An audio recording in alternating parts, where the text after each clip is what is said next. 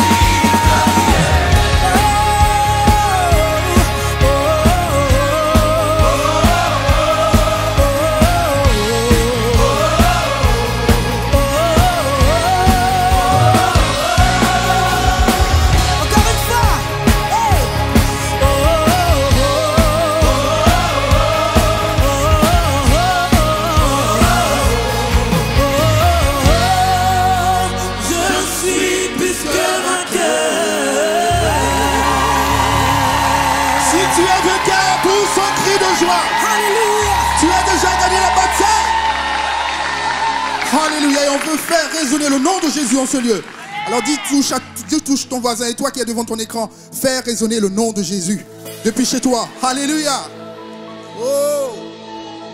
Que les murs tremblent son de nos louanges, alors que nos voix celle des anges. Répands sur nous ton esprit, ta puissance. Oh Jésus.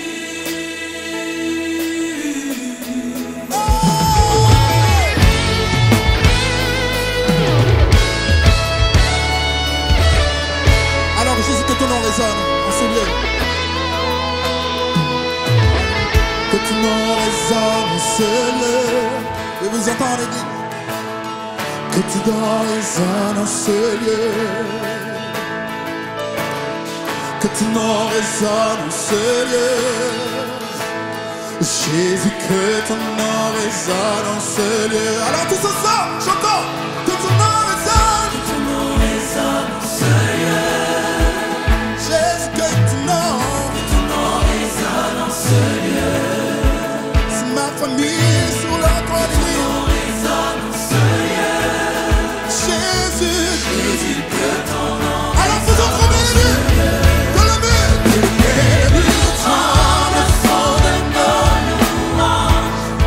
Alors que nos voix s'unissent à celles des anges. réponds sur nous. Pense sur nous ton esprit, ta puissance.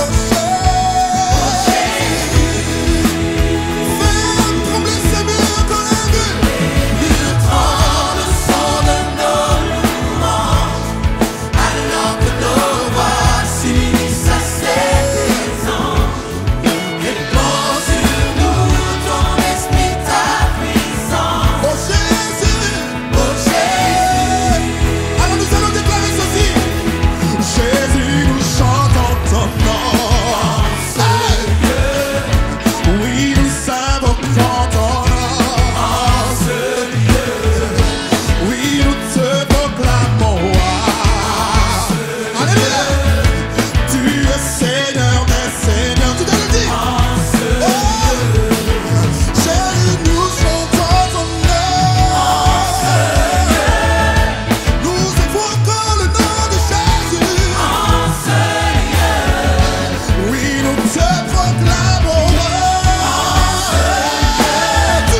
Tu es Seigneur des Seigneurs. alors que les murs tremblent de nos flancs. Tremble au son de nos louanges. Alors que nos voix s'unissent à celles des anges. Réponds. Répands sur nous ton esprit, ta puissance. Tu le crois de là où tu es. Oh Jésus, Alors fais résonner ce mur, Jésus. Jésus, nous chantons ton nom. Oui, nous invoquons le nom de Jésus. Oh Seigneur. Oui, nous te proclamons roi. Tu es Seigneur des Seigneurs. Et dis, Jésus, nous chantons ton nom. Nous invoquons le nom de Jésus, celui qui sauve. Oh Seigneur. Oui, nous te proclamons roi. Tu es Seigneur des Seigneurs. alors que les murs tremblent aujourd'hui. Que les murs Tremble au son de nos louanges. alors que nos voix S'unissent à celles des anges. Alléluia. Répands sur nous ton esprit, ta puissance. Sois seul, Jésus. Que les murs tremblent aujourd'hui au son de nos louanges. Faisons trembler Jéricho aujourd'hui. Son de nos louanges. Alors, Que nos voix s'unissent à celles des anges. Répands sur nous ton esprit, ta puissance. Jésus. Je vais vous entendre. Que les murs. Alléluia. Faisons trembler les murs aujourd'hui.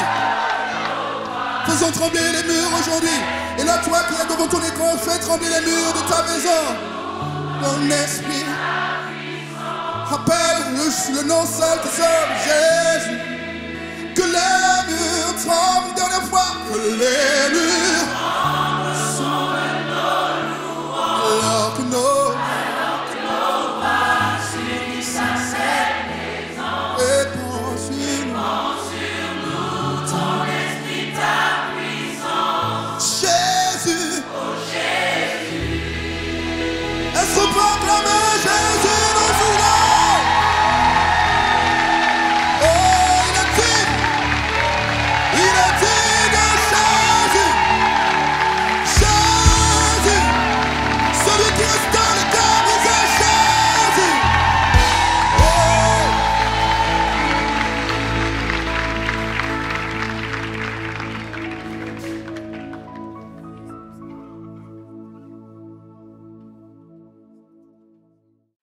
Quelques jours avant Pâques, dans l'ombre, Jésus prie.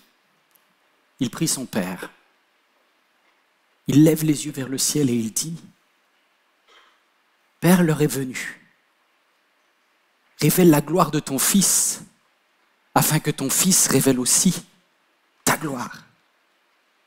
Je t'ai fait connaître aux hommes, à ceux que tu m'as donnés. Je ne te demande pas de les retirer du monde, je te demande de les préserver du mal. Je ne te demande pas de les retirer du monde, je te demande de les préserver du mal. » Toi qui regardes ce message, est-ce qu'on peut le relire ensemble? Je ne te demande pas de les retirer du monde, mais de les préserver du mal. Je voudrais te dire à toi qui regardes ce message que Dieu a un projet pour ta vie. Que Dieu t'a choisi. Il a prié pour toi. Il a dit, tu me l'as donné. Sache que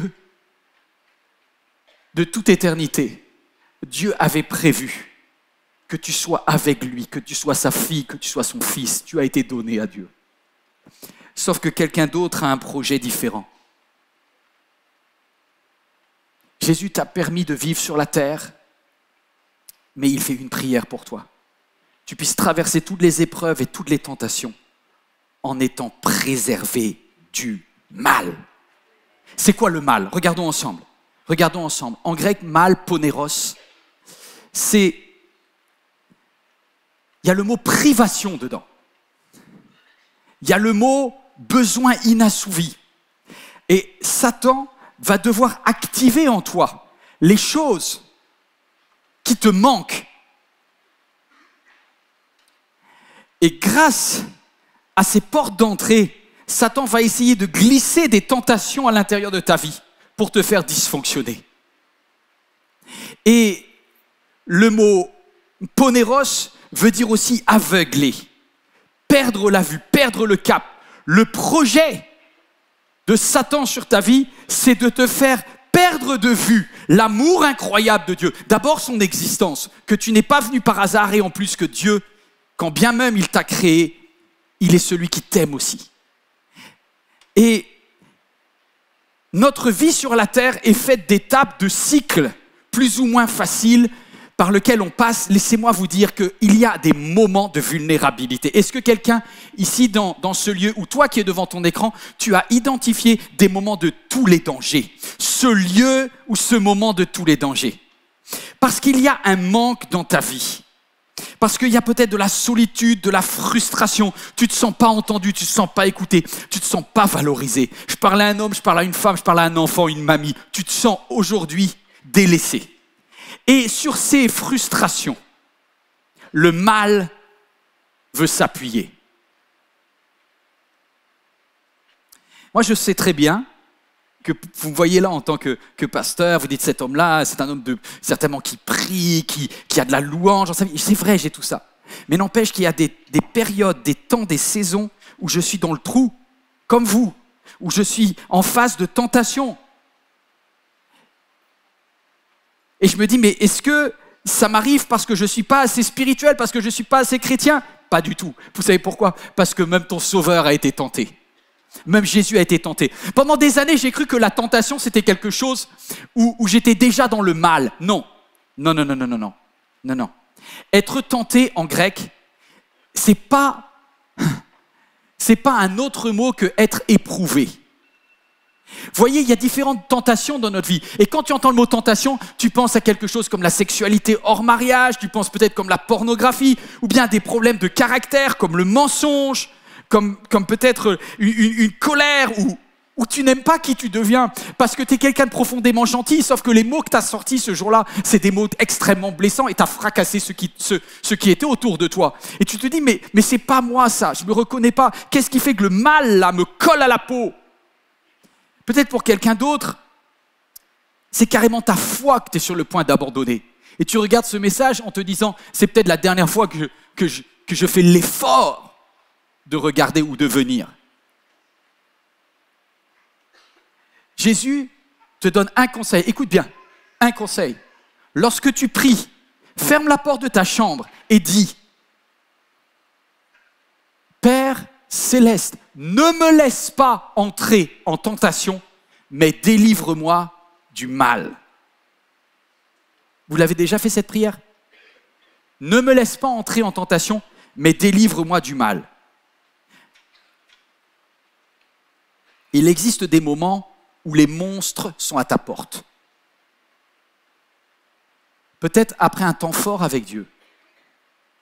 Vous savez, la semaine avant Pâques, les disciples avaient vécu des miracles, des choses incroyables.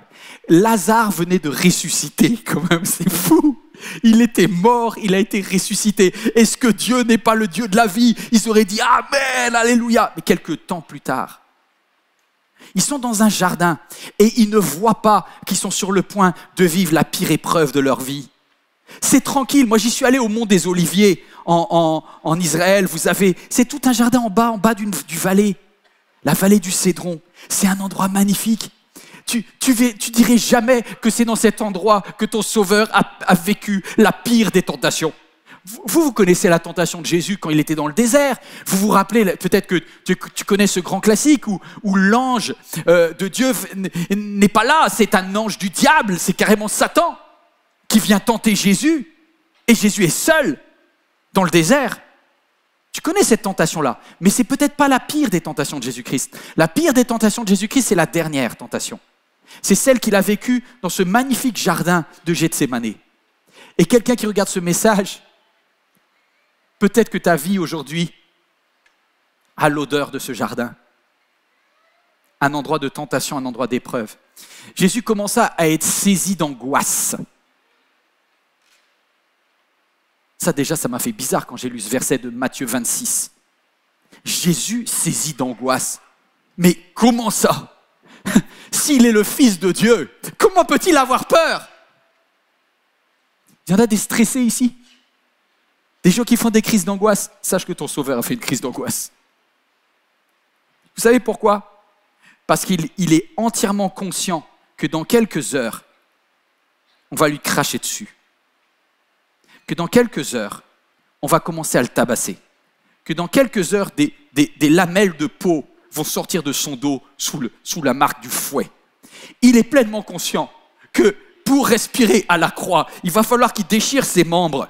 Et là, il y a un moment où même s'il t'aime, il se dit, est-ce qu'il en vaut vraiment la peine?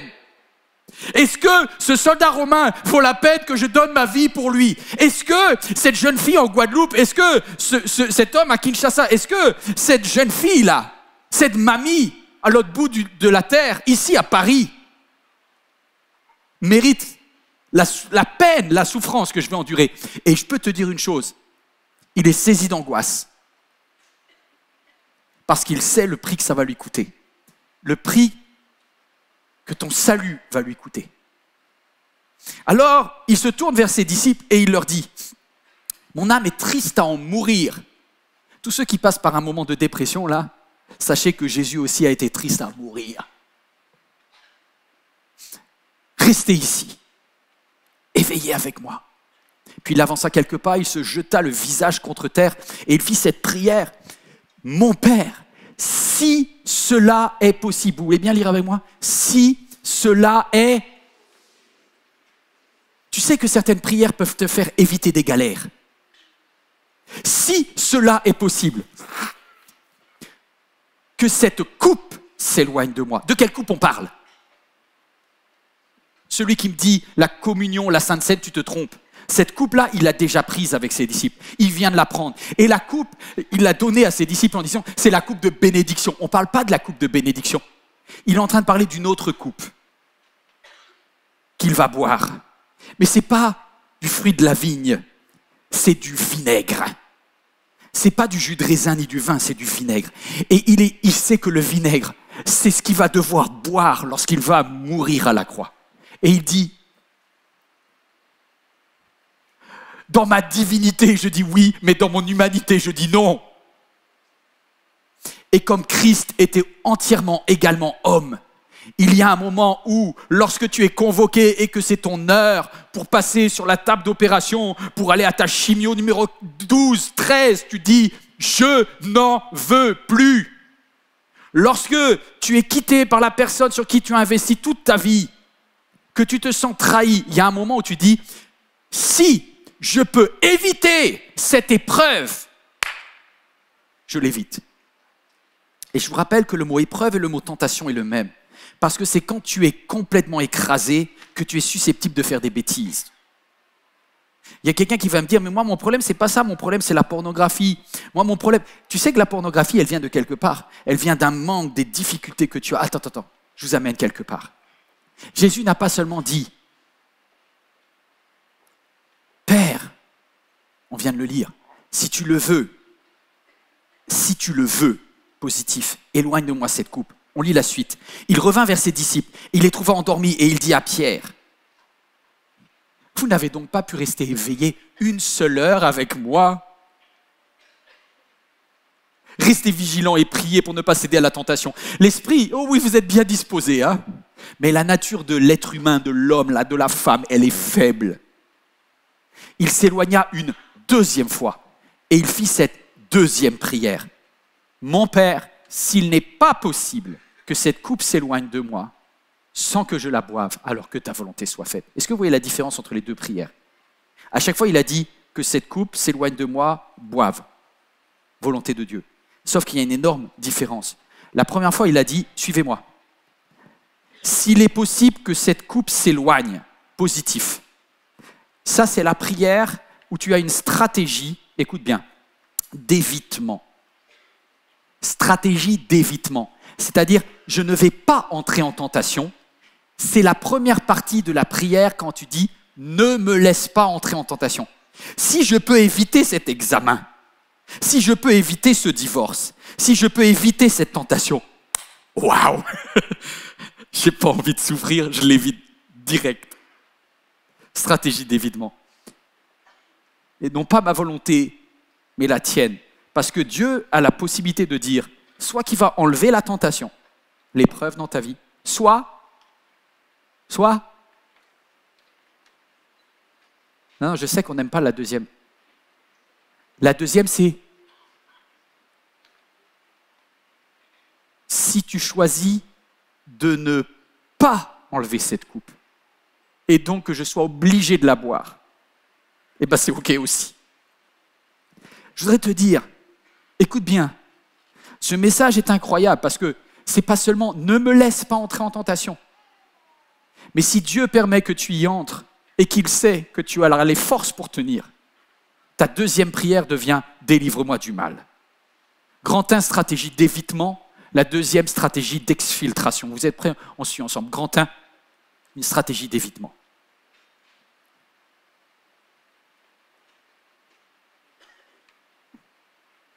En anglais, le mot c'est Father, remove this cup from me. Ah, dans la stratégie d'évitement, tu as le droit de prier en disant Seigneur, je ne veux pas être tenté. Juste pour information, il y a beaucoup de tentations que l'on a inutilement parce qu'on a oublié juste de demander à Dieu de les éviter.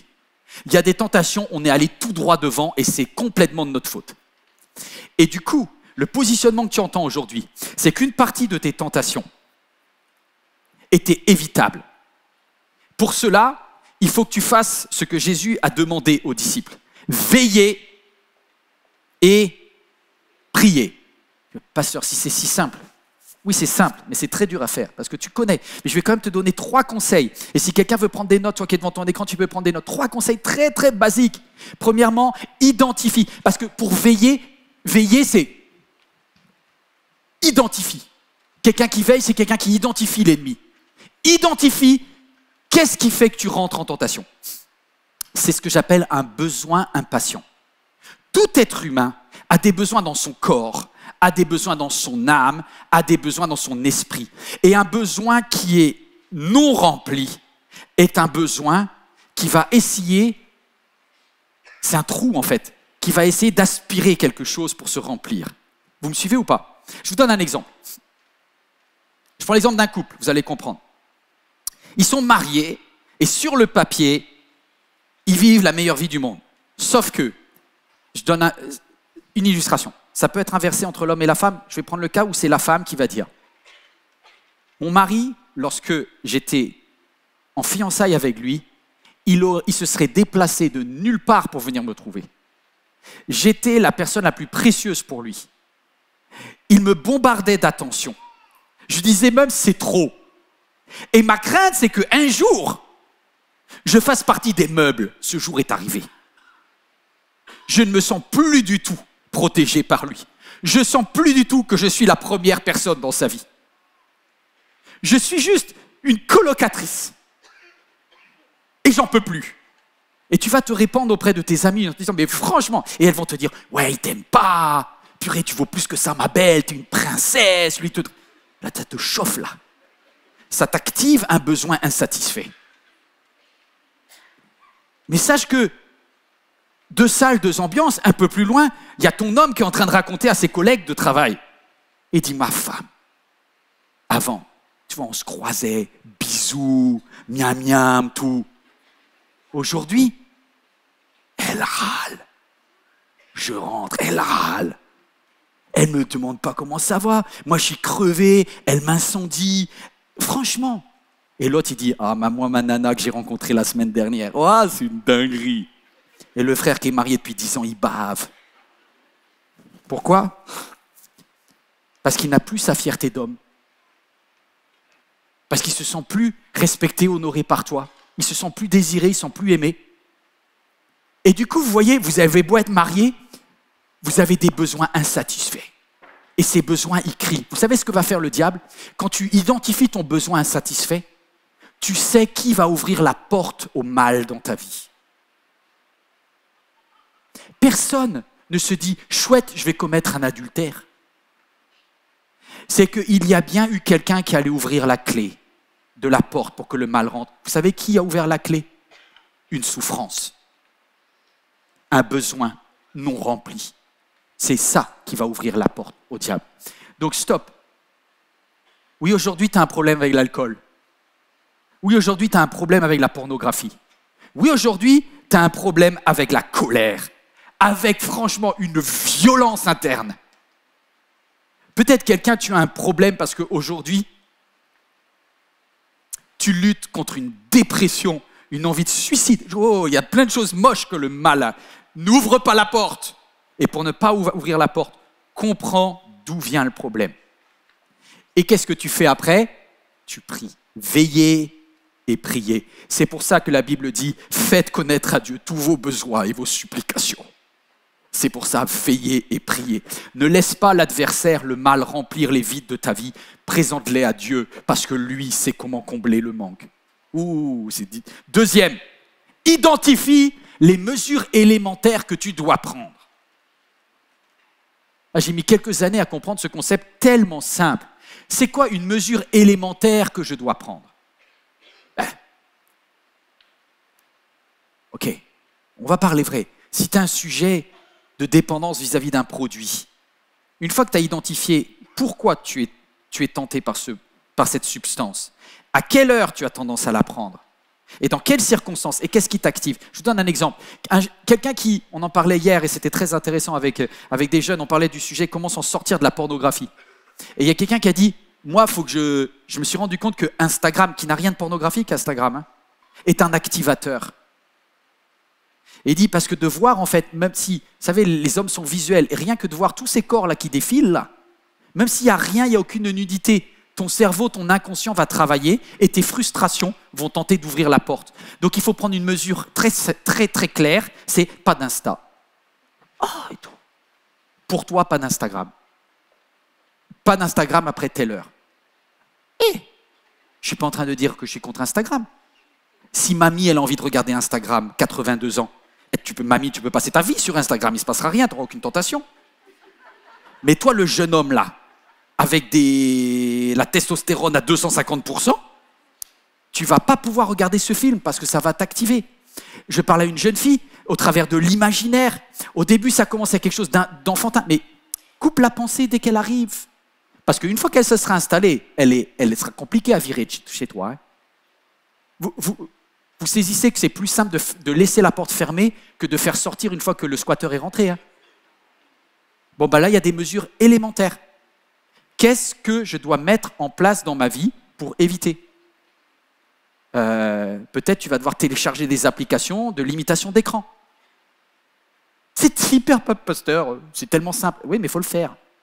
Le problème d'une mesure élémentaire, c'est qu'au bout d'un moment, on se dit « c'est bon, j'ai plus ce problème ». Tu sais, il y a des moments dans votre vie où vous sentez, vous avez fait un temps avec Dieu, connecté, jeûne, prière. Là, tu es très haut, là, tu vois. Et tu regardes tous ces ratés de chrétiens qui tombent dans le péché, là. Et tu dis, moi, j'avais ce problème avant. Je mange plus de ce pain-là, moi. C'est exactement ce qu'ont fait les disciples avant de se ramasser. Ils étaient tellement sûrs d'eux que quand Jésus leur a dit, vous ne êtes pas prêts à boire la coupe que je vais boire. Ils disent, mais si, on est capable. Ils disent, mais non, mais chérie, mais non. Mais non. Et même Pierre a dit, s'il faut mourir pour toi, j'irai moi. Je dis, hé, avant que le coq ne chante, tu m'auras renié 3 fois, mon coco. Ouais, mais tu sais, avec le séminaire, on a fait 3 ans dans la présence de Jésus-Christ. On a vu tellement de miracles. Maintenant, c'est pas possible qu'on va douter de l'existence de Dieu quand même. Eh bien, si. Dans 2 jours, à la croix, tu vas douter de l'existence de Dieu. Donc, on revient très simple. Et ces mesures élémentaires que tu as relâchées, parce que tu avais mis des principes dans ta vie. Vous savez, il va dire aux disciples, je ne vous ai pas demandé de prier tous les jours des heures et des heures, mais là, dans le cas spécifique, il y a une mesure élémentaire à prendre. La violence de ce que vous allez vivre demande 1 heure de prière. Je n'ai pas dit 10 heures de prière. Jésus dit, je vous ai demandé juste de prier 1 heure avec moi. Mais au lieu de vous penser super au-dessus de la tentation, là, et je parle à quelqu'un ce message, au lieu de te croire en disant ça ne touchera plus, c'était ma vie d'avant. Et votre adversaire, le diable, est comme un lion rugissant et il attend que ça soit l'heure du souper chez toi. Remets en place des structures, des petites habitudes de base, lecture de la Bible, un petit temps de louange, un temps de prière, des amis bien choisis, arrête de traîner avec des gens qui t'amènent vers le mal, des principes de base, des certaines heures, des certaines rigueurs. C'est pénible, mais c'est indispensable. C'est indispensable. C'est indispensable. Il leur dit, les gars, je ne vous avais pas demandé beaucoup, je vous avais demandé 1 fois de prier 1 heure. J'ai envie de vous dire, c'est quand la dernière fois que tu as passé 1 heure avec Dieu? Bon, c'est peut-être parce que tu es au-dessus, c'est ça? Non, les amis, moi au premier, j'ai honte des fois de me reposer sur mes lauriers. Comme si c'était mes lauriers d'ailleurs. Pardonnez-moi, mais il y a beaucoup trop de jeux et il n'y a pas assez de Dieu dans ton histoire. Il y a beaucoup trop de jeux et il n'y a pas assez de Dieu. Et laisse-moi terminer de grand 3, petit 3. Si jamais tu veux identifier non seulement ton besoin impatient, ces mesures élémentaires que tu dois prendre pour t'en sortir, identifie les bienfaits de Dieu dans ton quotidien. Parce que si tu n'identifies pas les bienfaits de Dieu, Satan pourra dire, regarde, il n'y a que des trous chez toi. Quelqu'un qui va me dire, mais pasteur, qu'est-ce qu'il y a de joyeux dans mon célibat, je le vis mal. Tu fais ce que tu veux à manger, tu te couches à l'heure que tu veux, t'as pas un mec qui ronfle à côté, t'as aucun commentaire sur ton maquillage, tu es tranquille, personne qui prend la tête, t'as aussi des avantages. Quelqu'un a dit, c'est vrai, je ne peux pas, dites pas trop fort. Il y a un homme marié qui dit, alléluia, c'était le bon temps. Non!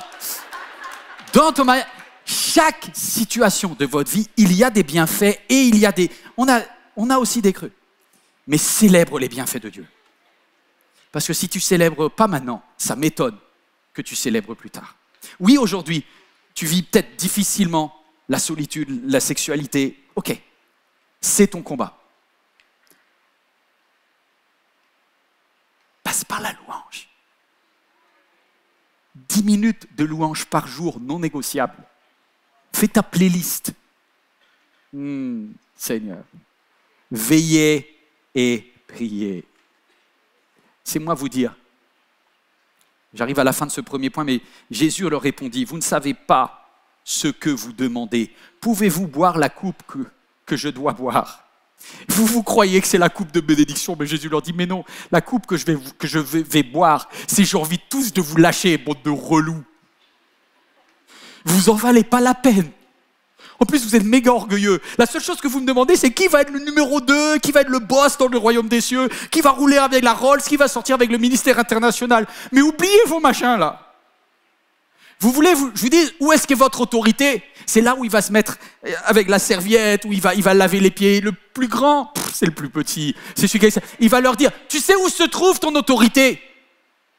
Ton autorité n'est pas dans ton compte en banque. Ton autorité n'est pas dans le nombre de mètres carrés de ton appartement ou de ta maison. Ton autorité n'est pas dans ton chiffre d'affaires, ni dans ton nombre de salariés. Ton autorité n'est pas dans le fait que tu sois à ton compte. Ton autorité est dans le fait que la fournaise de l'épreuve t'a été trouvée fidèle. La tentation, c'est quoi? Le mot tentation, le mot épreuve, c'est exactement ça. Être tenté, c'est être tenté, éprouvé, de renoncer à tes valeurs. Eh bien, mes amis, on est tous en danger. Grand 2. Le grand 1, c'était quoi? C'était « Seigneur, permets-moi d'éviter la tentation ». Mais si ce n'est pas possible, et que Satan est rentré dans ma proximité, délivre-moi du mal. Ne me laisse pas entrer en tentation. Et si je suis entré, délivre-moi du mal. Grand 2, la stratégie de combat. Il y en a qui sont prêts à combattre là. Délivre-moi du mal. J'aime pas ça. Parce que dans un combat, tu prends des coups. Dans un combat, tu prends des coups. Est-ce que vous connaissez la prière des alcooliques anonymes? Vous avez déjà entendu parler de la prière des alcooliques anonymes? C'est une prière qui a été faite parce que c'est des chrétiens qui ont créé ce système anti-addiction par rapport à l'alcool. Je voudrais bien qu'on puisse la lire juste un instant.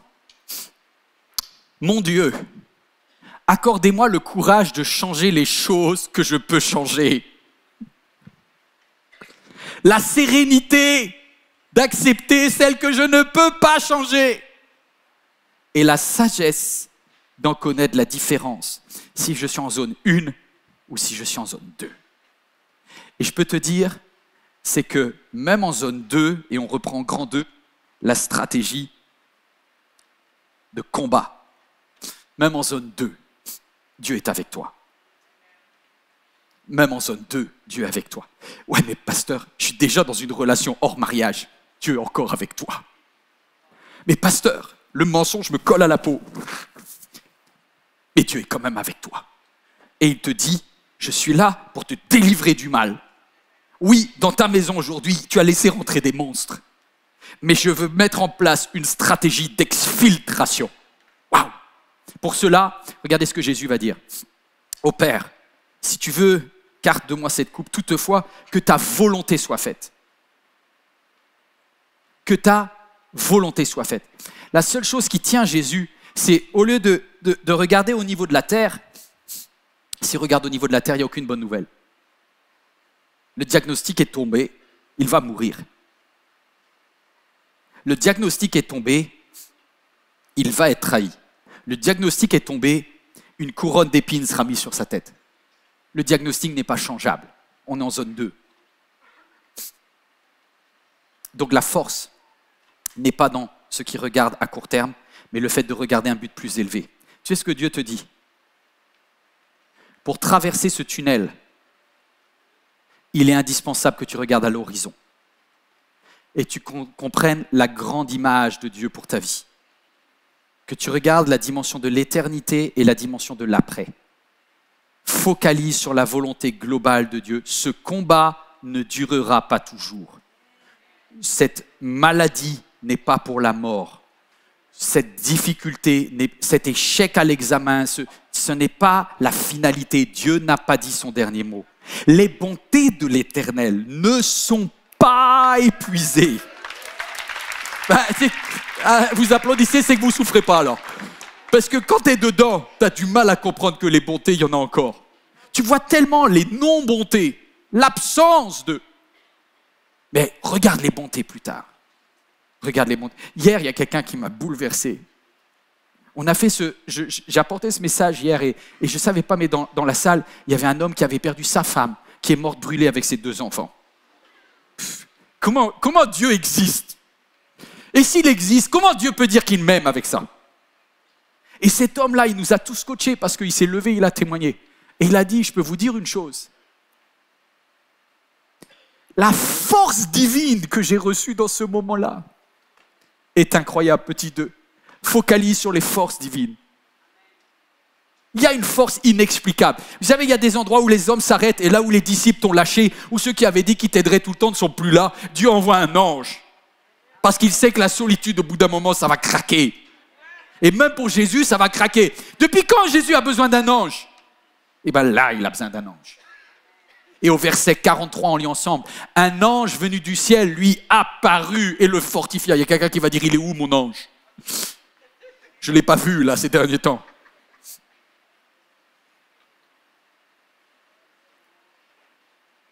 Il y a quelqu'un qui a dit, mais moi, ça c'est bien ça un ange là. Est-ce qu'il y a quelqu'un qui a un examen à faire là prochainement là? Qui va avoir des partiels, un examen à rendre? Tu dis, Seigneur, l'ange il m'accompagne au partiel, ben moi je suis d'accord. Hein. Si je mets une petite chaise à côté de moi sur la table, hein, et puis si l'ange il veut remplir la copie à ma place, allez-y. Hein. Vous savez, je l'ai improvisé, hein, j'avais pas réfléchi, mais vous savez comment on appelle le fait que vous utilisiez l'intelligence d'un ange pour pouvoir réussir quelque chose? On appelle ça l'IA, l'intelligence angélique. C'est mieux que ChatGPT et c'est légal. Tu peux le sortir à l'examen.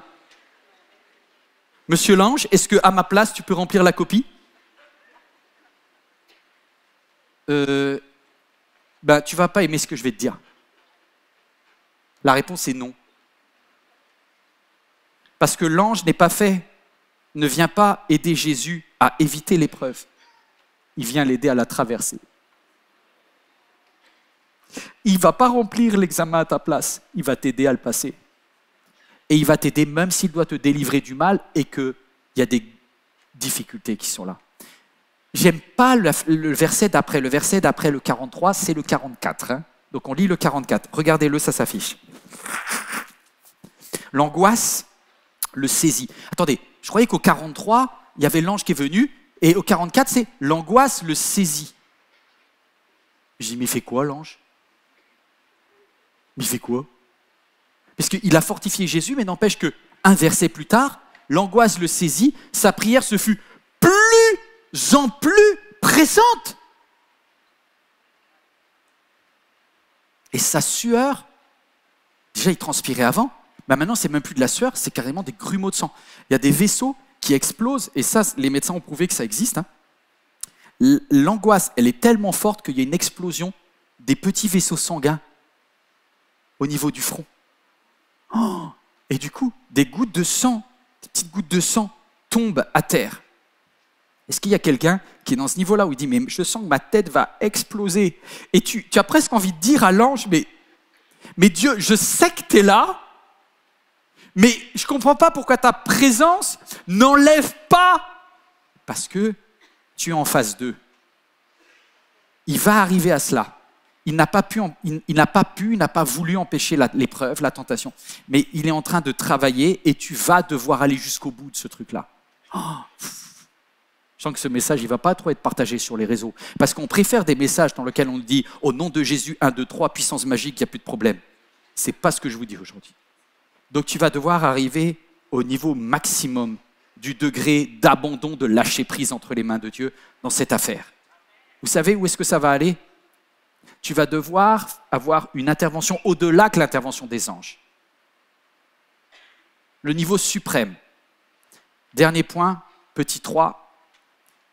Après avoir, petit 1, focalisé sur le but plus élevé, focalisé sur les forces divines, focalise carrément sur la croix. La croix, c'est le sommet de la puissance de Jésus sur l'enfer. La croix, c'est ce qui rappelle à Satan qu'il a eu son Waterloo, qu'il a eu sa plus grande défaite. C'est le Stalingrad. Je ne sais pas quelle défaite vous pouvez imaginer, mais la croix, c'était quelque chose que Satan était persuadé de gagner et que Satan a perdu. Écoute bien la croix. À la croix, il croit tenir la victoire lorsqu'il arrive à clouer le Fils de Dieu. Et Satan se dit, j'ai réussi à déchirer le Père et le Fils. Parce que même Jésus a crié, mon Dieu, non pas mon Père, mais mon Dieu, pourquoi m'as-tu abandonné? Et Satan, à ce moment-là, se dit, yes, il est en train de craquer. Et tu sais que peut-être Satan et ses démons sont en train de se dire sur ta vie, ah, je crois que cette fois-ci, on le tient pour de bon, on la tient pour de bon. Ce péché, maintenant, va lui coller à la peau. Cette difficulté, cette épreuve va la mettre KO. Rappelle-lui la croix. Rappelle-lui la croix.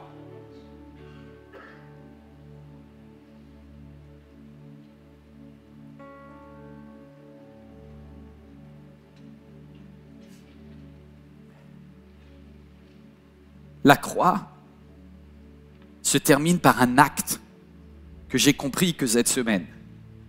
La coupe, la dernière coupe, c'est celle du vinaigre. Et il nous est dit qu'il y avait une coupe pleine de vinaigre là où était Jésus. Jean 19 nous dit que Jésus va s'écrier « J'ai soif ». Oh, c'est de la capitulation de Jésus par rapport à l'épreuve. Il dit, c'est OK d'aller jusqu'au bout du bout. Et ton sauveur est allé au bout du bout. C'était pas quelque chose d'agréable. Il a pris le vinaigre. Et après avoir pris cette dernière coupe qui était sur une éponge au bout d'un pic, quand il eut pris le vinaigre, il dit, tout est accompli. Et en baissant la tête, il rendit l'esprit.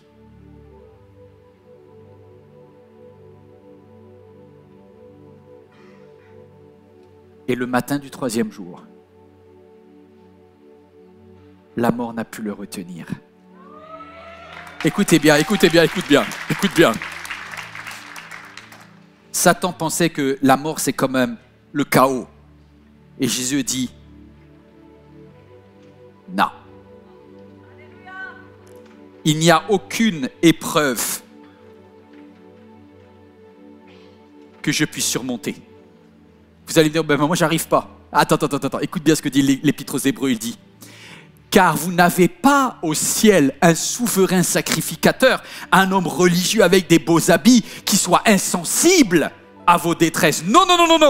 Au contraire, dans le ciel, il y a quelqu'un qui souffre avec nous, puisqu'il a été tenté comme nous. Comme toi, mets ton prénom. Oui, toi, il a été tenté comme toi, en toutes choses. Et il a réussi à le vivre et à le traverser sans commettre le péché.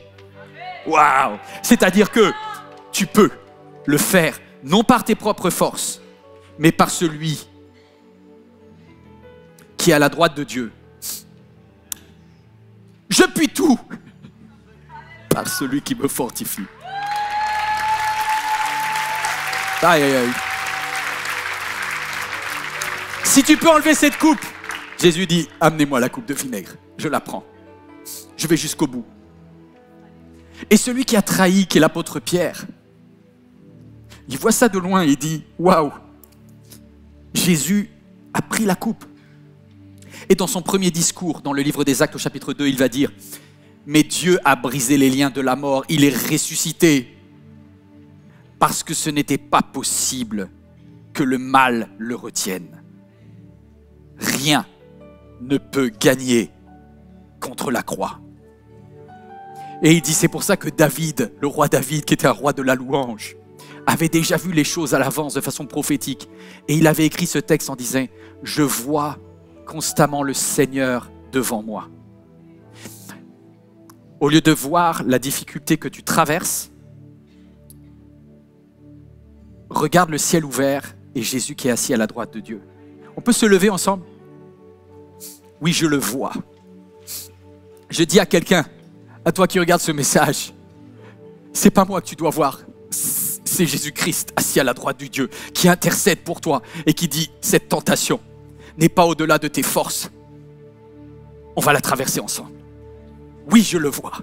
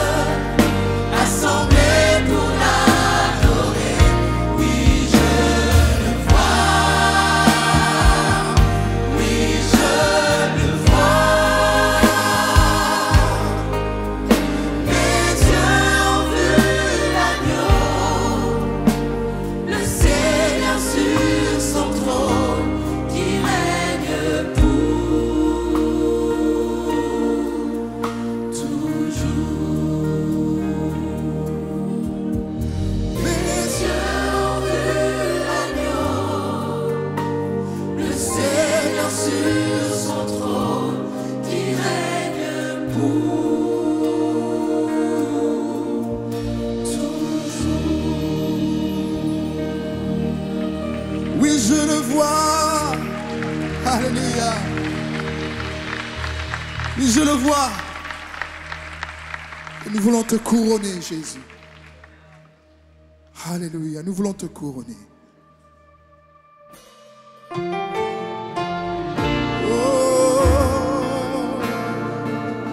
À toi soit la gloire, à toi l'honneur, à toi la magnificence.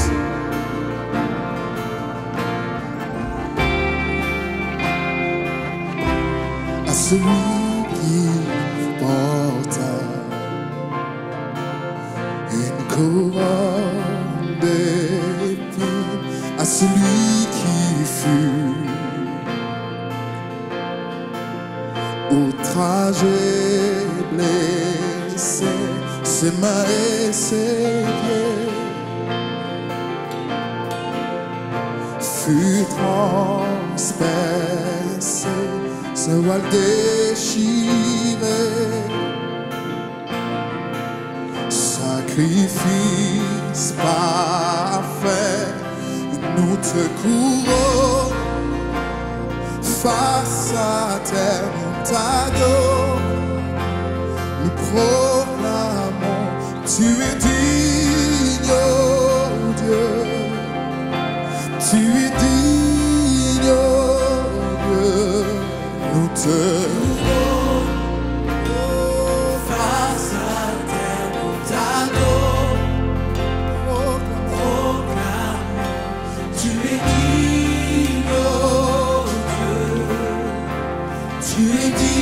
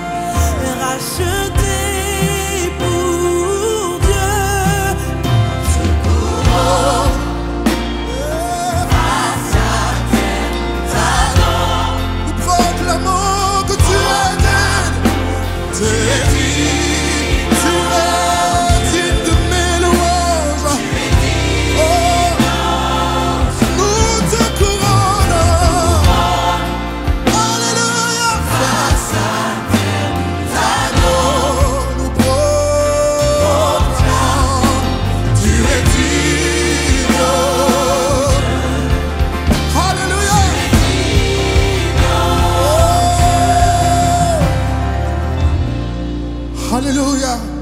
Pour celui qui prie ta souffrance, meurtrissure et blessure que tu as pris, pour le larme, pour le sang que tu as versé. Oh, déclarant, déclarant à celui qui souffrit toute la honte de la croix, par l'agneau immolé, prix de notre rachat, pour le Fils qui a vaincu la puissance de la mort, la gloire. Meurtrissure et blessure, les coups que tu as pris, pour le larme, pour le sang, volontairement versé, pour la beauté, la splendeur, la majesté de ton amour.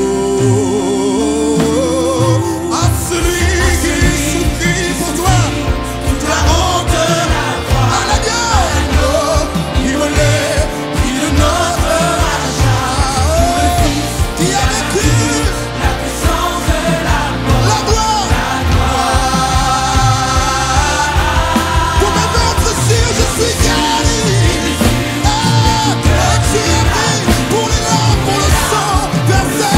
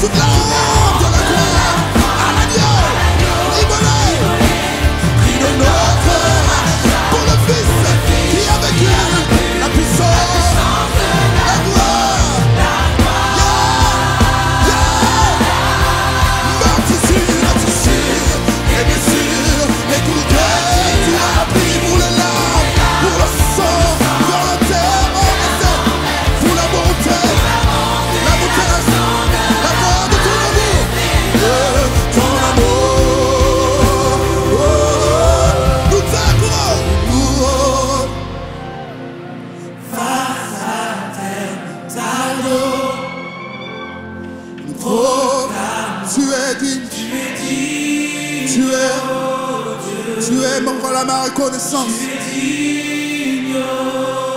On chante ta reconnaissance. Couronne face à terre, proclamons. Tu mérites la gloire.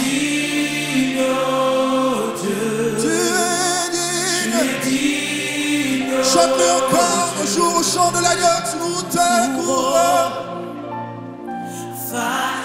Chante. Et toi qui es surtout devant ton écran, chante là où tu es. Tu es digne. Tu es digne. Chante église devant ton roi, nous te couronne. Face à terre, ta gloire. Proclamons, tu es digne, oh Dieu. Tu es digne, oh Dieu.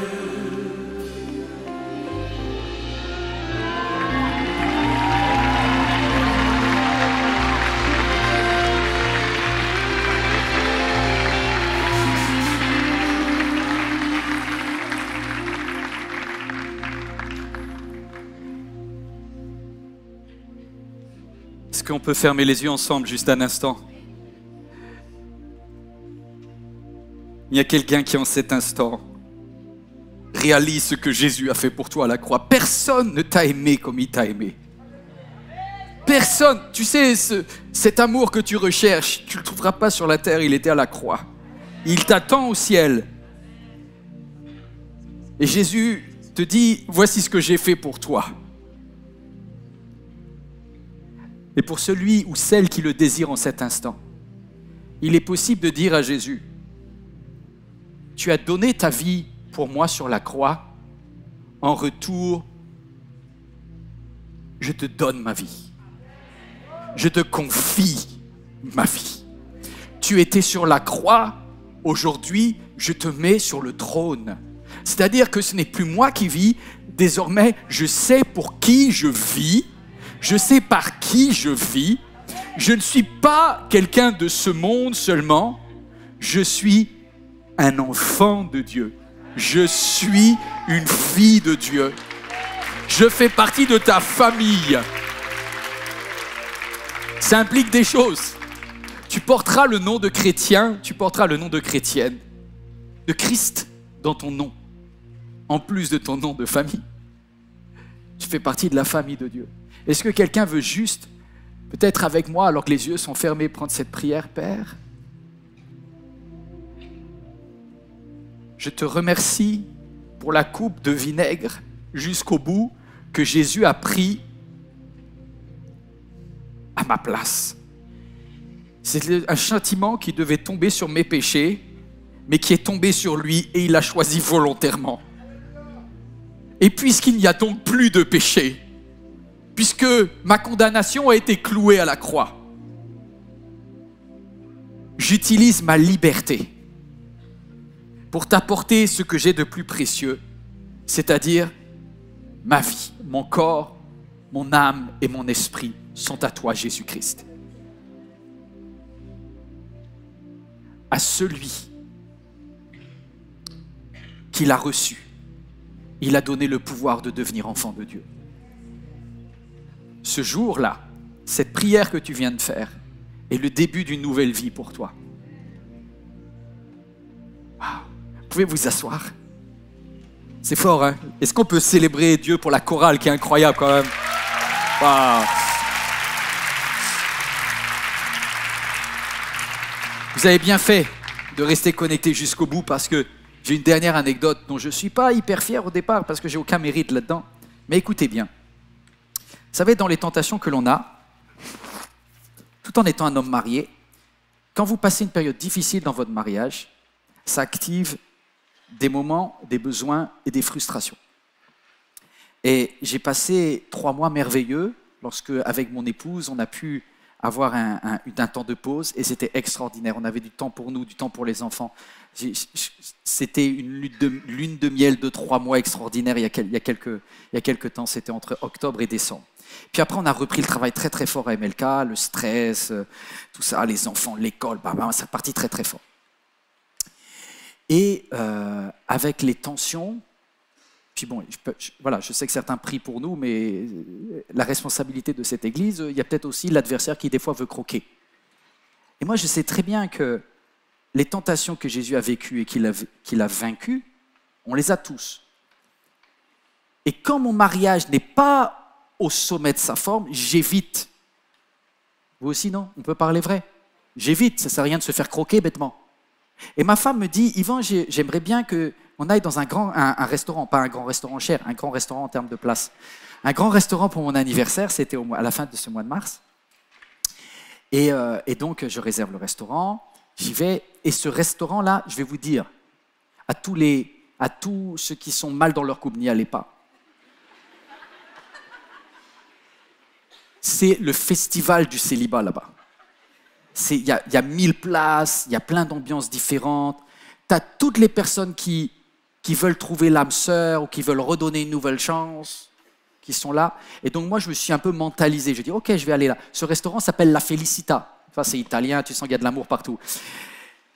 Et du coup, je me suis mentalisé. Je me suis dit, Yvan, tu as un peu des frustrations dans ton couple cette semaine-là. Tu ne regardes ni à droite ni à gauche, tu te mentalises. Tu arrives dans le restaurant, tu ne regardes rien, même si c'est l'été, les décolletés. Tout est focalisé sur Jésus, sur ta femme et tes enfants. Et tu es en mode pilote automatique. Tu es là parce que c'est l'anniversaire de ta femme et tu as la chance d'être un homme marié. Gloire à Dieu. Tu reconnais les bienfaits de Dieu et tu traces ta route. Et j'arrive dans le restaurant parce que je sais qu'à l'époque où j'étais célibataire, voilà, j'avais aussi une âme de chasseur. Et ça fait partie de notre ADN. C'est la vie. Mais la question, c'est qu'est-ce que tu fais de la tentation? Vous en avez des tentations. Qu'est-ce que tu en fais? Et j'y vais là. Et je rentre dans le restaurant en étant dit, Seigneur, protège-moi du mal. Ne me laisse pas entrer en tentation. Mais ne me laisse pas entrer, ça éviterait de délivrer-moi du mal.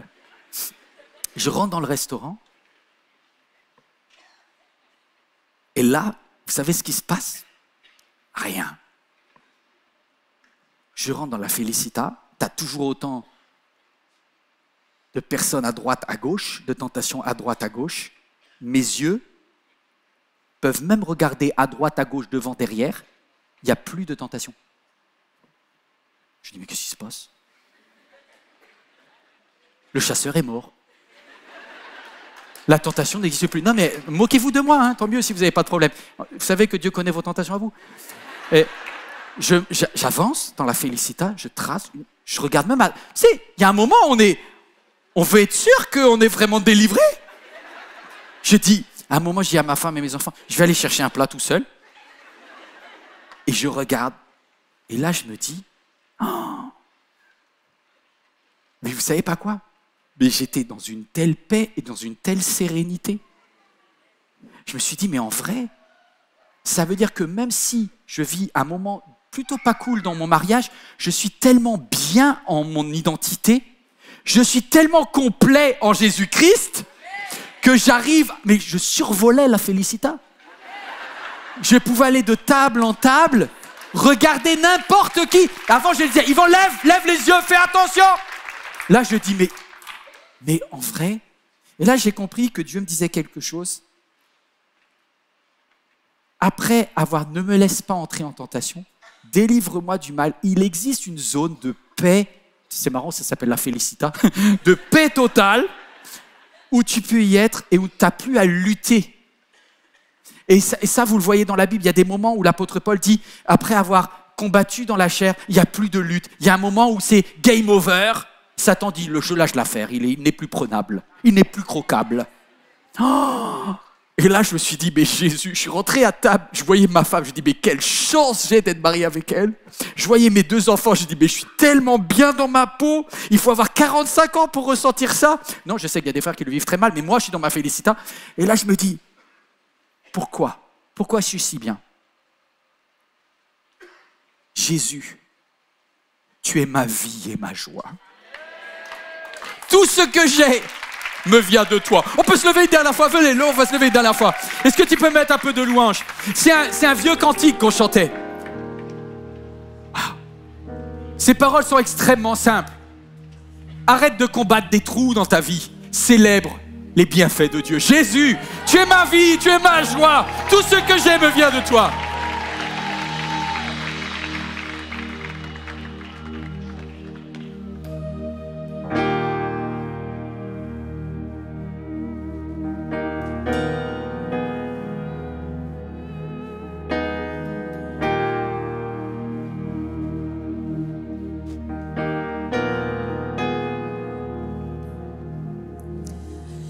Jésus, tu es ma vie et ma joie. Tout ce qui est bon me vient de toi. Tu es la source de mon bonheur, l'espérance de ma vie. Jésus, tu es ma vie et ma joie. Lorsque je perds mon chemin, tu me guides et prends ma main. Tu es la lumière de mes nuits sombres et froides. Dans la tristesse, tu es la joie. Tu bannis toutes mes craintes. Dans ma solitude, mes bras se tendent vers toi. Et Jésus, tu es ma vie et ma joie. Tout ce qui est bon me vient de toi. Tu es la source de mon bonheur, l'espérance de ma vie. Jésus, tu es ma vie et ma joie. En toi, je trouve le plaisir dans les simples choses de la vie. Tu es le chant mélodieux des courants d'eau, l'éclat des rires des enfants, ma famille et ma vie. Tu es l'accomplissement de mes inspirations.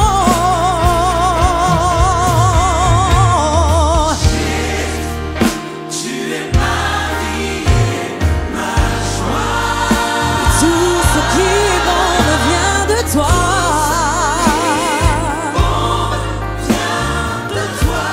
Car tu es la source de mon bonheur, l'espérance de ma vie.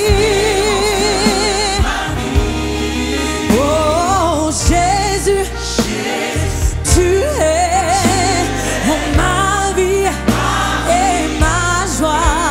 Oh Jésus, tu es ma vie et ma joie. Oh Jésus, tu es dans ma solitude et ma joie. Oh Jésus, tu es ma vie et ma joie. Jésus, tu es ma vie et ma joie.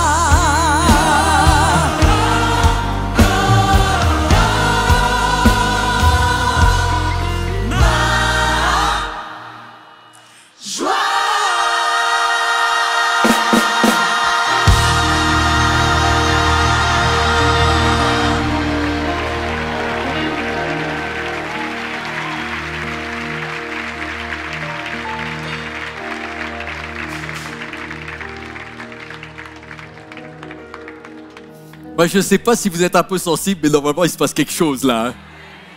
Waouh. Waouh. Laura et Nikita, là. Elle est où, Nikita? Nikita, vous êtes incroyables. Que Dieu vous bénisse. Waouh. Waouh. Waouh. Waouh. J'ai des frissons partout là. C'est bien d'avoir des frissons pour le bien. J'en ai marre que tous les frissons, ça soit Satan qui essaye de nous les vendre. Je veux des frissons du Saint-Esprit. Ça c'est beau, ça c'est beau, ça c'est beau. Les amis, si vous avez besoin de prière et vous qui regardez ce message, vous en avez peut-être, écrivez à prière@églisemlk.fr et toute une équipe qui prie pour toi. Tu n'es pas seul, on n'est pas tes petits anges, mais on est là, tes frères et sœurs, à prier avec toi. Est-ce que des personnes ici qui regardent ce message, vous êtes des consommateurs et vous profitez des enseignements, ou vous venez à MLK, est-ce que il serait envisageable de pouvoir compter sur vous, non pas seulement comme des consommateurs, mais que vous choisissiez de passer de l'autre côté et dire « Je vais être un donateur. Je vais être quelqu'un qui va soutenir une œuvre. Je vais arrêter d'être consommateur, je veux être donateur. » Et on a besoin de toi. Je ne vais pas faire semblant, on a besoin de toi. Je veux donner.fr. MLK a besoin de toi. Des fois, tu as regardé ce message parce que tu t'es dit « J'ai besoin de regarder ce message, j'ai besoin de MLK. » Ben, je peux te dire aussi, MLK a besoin de toi. Par tes dîmes, par tes offrandes, par le fait que tu dises « Voici la part que je donne à Dieu et je l'investis ici. Ma semence, les graines que je veux qui poussent, ça va là. Et j'investis pour le royaume de Dieu. J'en ai besoin, nous en avons besoin. On a besoin de toi. » On cherche également, MLK, des compétences. Si vous voulez vous servir bénévolement, vous pouvez écrire sur jeveuxservir.fr si vous avez envie de vous engager. Encore une fois, ne pas passer en mode que consommateur, mais acteur de votre vie. Et jeveuxservir.fr, tous les premiers dimanches du mois, si vous êtes ici en Ile-de-France, je vous retrouve dans une salle, allez le demander le conseil à l'accueil. Mais il y a aussi des postes que l'on va avoir besoin de recruter. Là, c'est des recrutements. Alors, je ne vais pas vous vendre de rêve, c'est globalement mal payé. Hein, parce que ce n'est pas Dieu qui paye, ce sont ses enfants. Et ses enfants sont plus radins que Dieu. Hein, parce que ses enfants, c'est vous, c'est moi, et puis on a tendance à ne pas donner assez pour pouvoir le faire. C'est dommage. Mais je sais que vous ne viendrez pas pour l'argent, mais vous pouvez venir pour une mission qui a du sens. On a besoin de quelqu'un qui vient nous aider dans les ressources humaines, si ça te parle. Quelqu'un qui vient nous aider pour être pasteur de jeunesse. On a tellement de croissance au niveau de la jeunesse qu'on a besoin de recruter un pasteur jeunesse. Puis on a des besoins aussi en informatique. Si jamais vous êtes motivé, que Dieu vous sentez cet appel, envoyez un CV à l'adresse qui va s'afficher à secrétariat@églisemlk.fr et dites-nous si jamais vous avez à cœur de servir aussi là-dedans. Et ça, c'est des postes rémunérés, mais pas très bien, pas autant que dans le monde, on va dire la vérité, mais la mission en vaut la peine. Les amis, je vous dis un dernier mot, mais je ne vais pas le dire en français. En français, ça donnerait « Toute chose concourt au bien de ceux qui aiment Dieu ». Mais au Nigeria, en Igbo, que je maîtrise mal, on arrive à le dire en un seul mot, on dit « Onaga ». Dis à ton voisin, ta voisine, Onaga. Par contre, tu lui dis, il va falloir que tu réveilles la joie en toi. Est-ce que vous êtes prêts à louer Onaga? Toute chose concourt pour le bien de ceux qui aiment Dieu.